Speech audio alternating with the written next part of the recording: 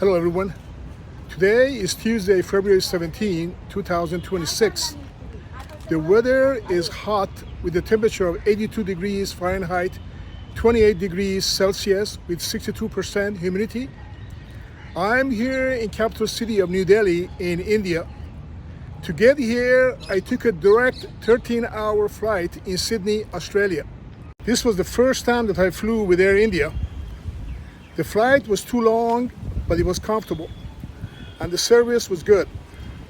India is number 100 country that I have visited so far, and it is the seventh largest country in the world with a total area of around 1.3 million square miles with a population of 1.45 billion, which is equivalent to 18% of the total world population.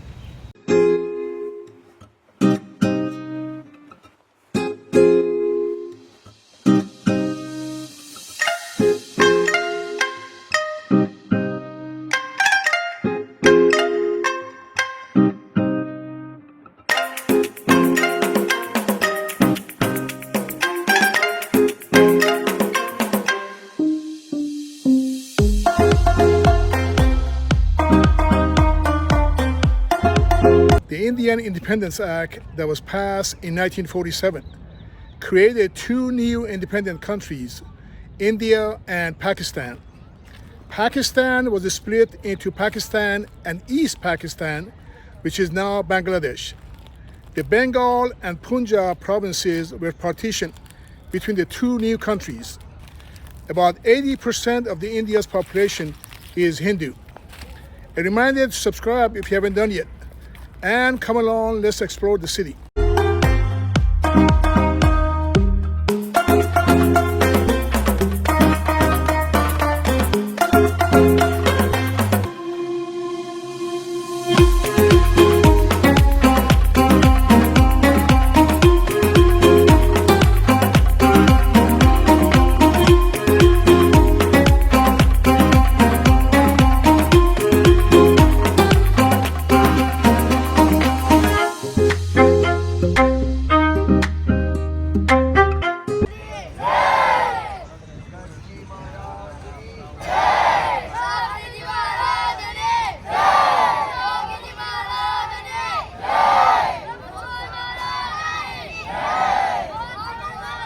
The India Gate is a war memorial located near the Rajpath on the eastern edge of the ceremonial axis of New Delhi.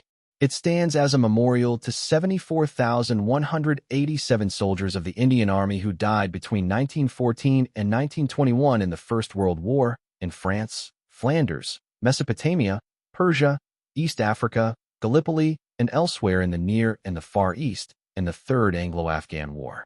13,300 servicemen's names, including some soldiers and officers from the United Kingdom, are inscribed on the gate.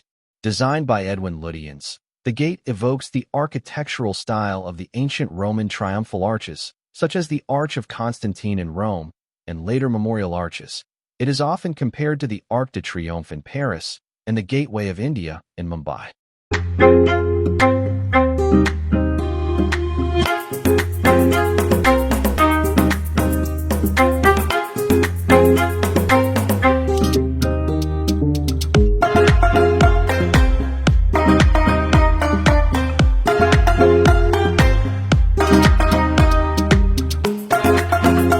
The Jama Masjid is one of the largest mosques in India.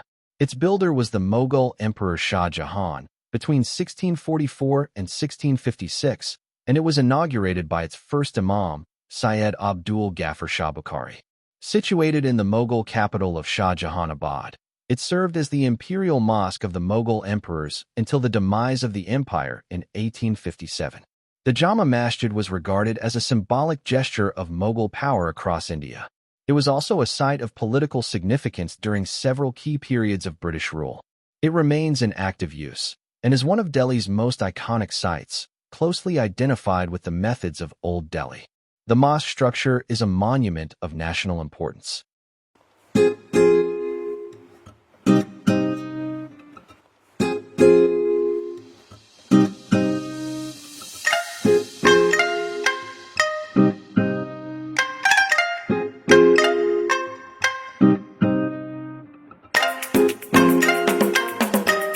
The Lotus Temple is a Baha'i house of worship in New Delhi. It was completed in December 1986. Notable for its lotus-like shape, it has become a prominent attraction in the city. Like all Baha'i houses of worship, the Lotus Temple is open to all people, regardless of religion or any other qualification. The building is composed of 27 freestanding marble-clad petals arranged in clusters of 3 to form 9 sides, with 9 doors opening onto a central hall with a height of slightly over 112 feet and a capacity of 1,300 people. The Lotus Temple has won numerous architectural awards and has been featured in many newspaper and magazine articles.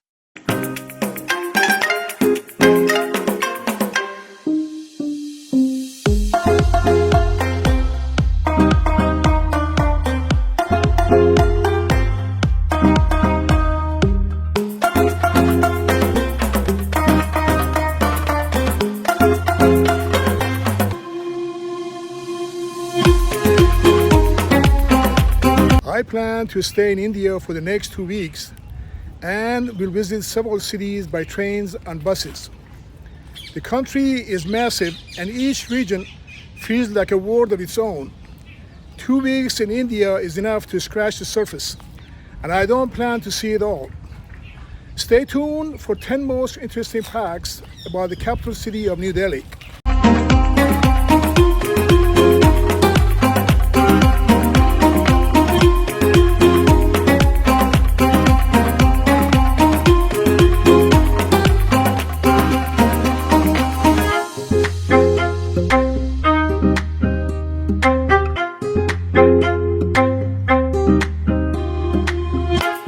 The Qutub Minar is a minaret and victory tower built during the Delhi Sultanate and comprising the Qutub Complex, a UNESCO World Heritage Site in Mehrauli, South Delhi.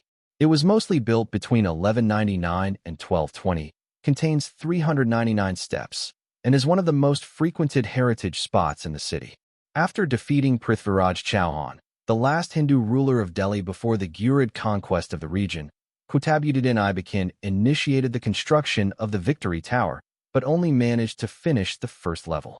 It was to mark the beginning of Islamic rule in the region. Successive dynasties of the Delhi Sultanate continued the construction, and, in 1368, Firoz Shah Tughlaq rebuilt the top parts and added a cupola.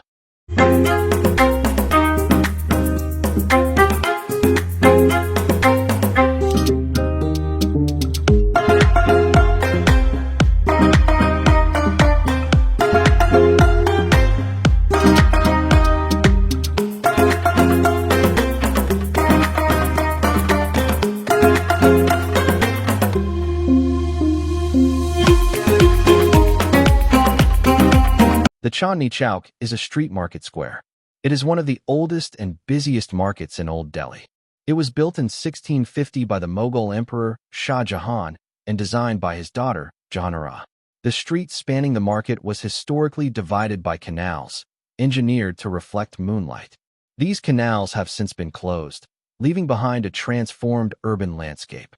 It remains one of India's largest wholesale markets.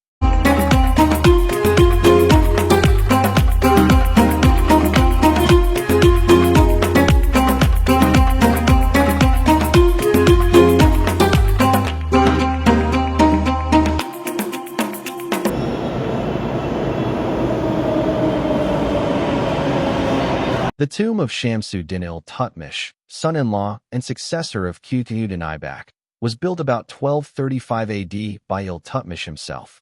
This is a landmark in Indo-Islamic architecture. The structure consists of a tomb chamber with a central cenotaph.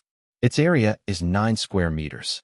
The circular dome was carried on the squinch arches which served to negotiate the difference in the shape between the square plan below and the circle above. It is believed that the original dome had fallen and was replaced by Firoz Shah Tughlaq. But even that did not survive.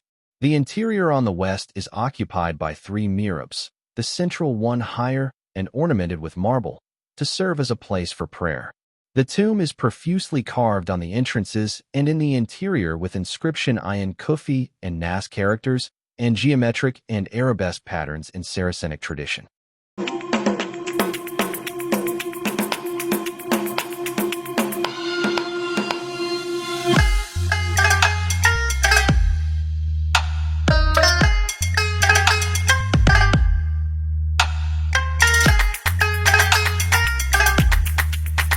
The Lakshmi Narayan is a Hindu temple located in New Delhi. The temple was inaugurated by Mahatma Gandhi. Gandhi ensured that members of all castes would be allowed in the temple. It was built by Jugal Kishore Birla from 1933 and 1939. There are also small shrines on the sides dedicated to Shiva, Ganesha, Hanuman, and Buddha.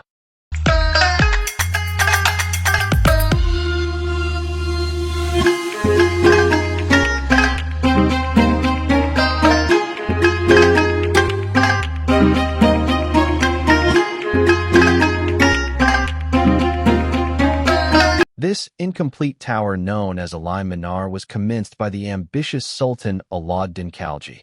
He had great intentions to build it double in dimension to that of Alp Minar, but unfortunately he died while the construction was in progress. He could not complete even its first story, and then none of his successors tried to take up the execution further.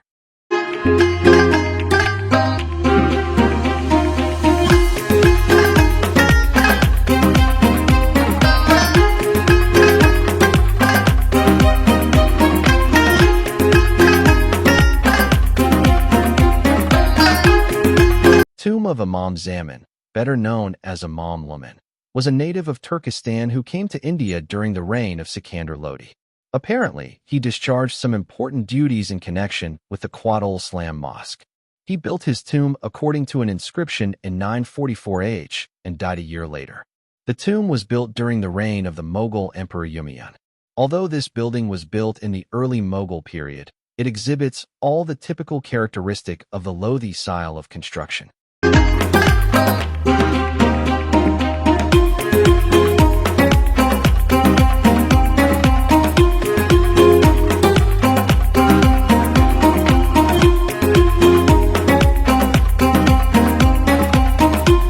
Ten most interesting facts about the capital city of New Delhi. Number 10. New Delhi and Delhi are two different places altogether, with New Delhi serving as the capital of the country and Delhi being the more substantial city within which New Delhi is a territory designed by the British while shifting the money from Calcutta to Delhi. Number 9. New Delhi is home to the largest market of spices in Asia. Number 8. New Delhi Transport Corporation is entirely run on compressed natural gas. Number 7. New Delhi was surrounded by 14 gates initially, out of which only 5 still stand. Number 6. With a population around 25 million, New Delhi is the second most populated city in the world. Number 5. New Delhi Metro Station stands in the 13th position in the entire world with the length of 120 miles. Number 4. After Nairobi, Kenya, New Delhi stands the second most bird-rich capital in the world. Number 3. The neighborhood of Marali in South Delhi is where you'll find the tallest brick structure in the world, the Qutub Minar. Number 2. The name New Delhi was given in 1927, and the new capital was inaugurated on 13 February 1931. And number 1. Also known as Nimbu Pani, Shikanji is New Delhi's most common roadside drink, and is essentially lime and soda mixed with salt or sugar.